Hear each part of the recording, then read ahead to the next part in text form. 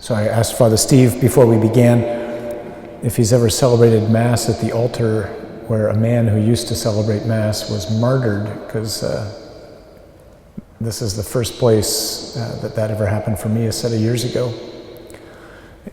Just give you what I mean by that. So in a moment we're going to hear, as we always hear at Mass in the words of consecration, take this, all of you, and eat of it, for this is my body, which is given up for you. And this is my blood, which will be poured out for you. Jesus' words, of course. And yet, Blessed Jersey not only said those words, he actually did those things. He offered up his body, and his blood was poured out for the people that he cared so greatly for here in Poland. And I'll be curious to talk to my brother afterwards, because I can just tell you that it's a rather overwhelming experience to stand at that altar and know that he not only said those words, but did those things. But I would suggest they're actually really significant words for all of us, not just for priests. When Jesus says in the words of consecration, do this in memory of me, he doesn't mean say Mass a lot,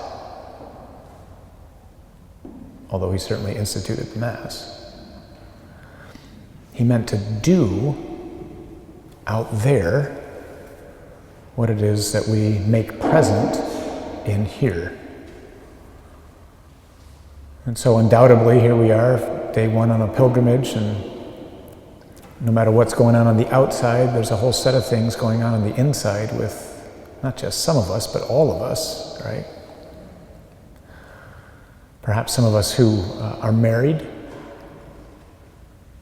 there'll be a particular grace being here today, and then being at the City of the Immaculata tomorrow with St. Maximilian Kolbe, where again it's the altar where a man who was martyred celebrated Mass.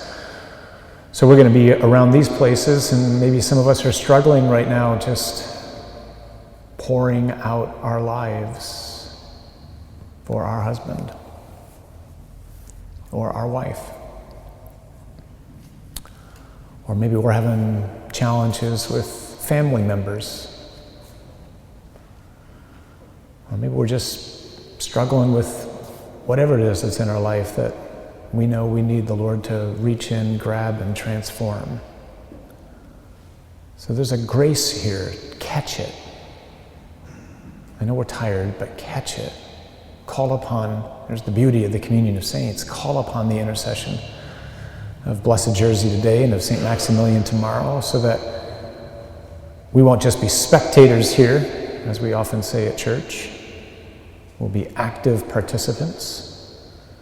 We'll be eager to do, not just around this altar, but in our daily life, what it is that Jesus is not simply telling us to do, but empowering us to do. Because grace is power. That's what it is. It transforms us, enables us to do things which on our own we can't do. Just a second really quick thought. These are just the readings for the day, but it struck me that they end, at least this first reading, with Paul saying, "For freedom, Christ set us free." Got a picture again, this church packed with thousands of people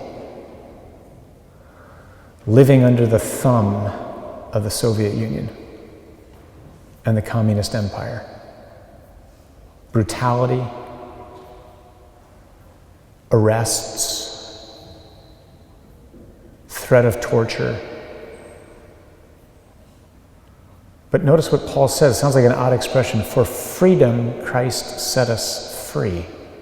Jersey could have been here rousing the people to take up arms.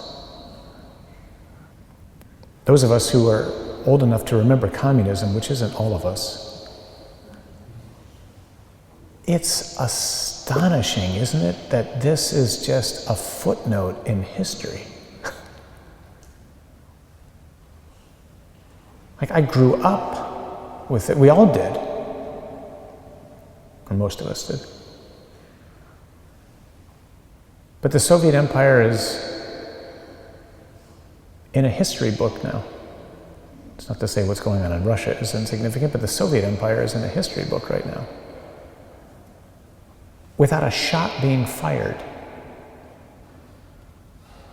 Because men like Jersey, in places like this, said to the people, the response to their oppression is not oppression. Their response to their violence cannot be violence. The response to their hatred cannot be hatred. And tomorrow when we get to the City of the Immaculata and we reflect on St. Maximilian Kolbe's life, we're just confronted by this extraordinary man who, like Jersey, reminded the people the only legitimate response, even when we're angry, is love.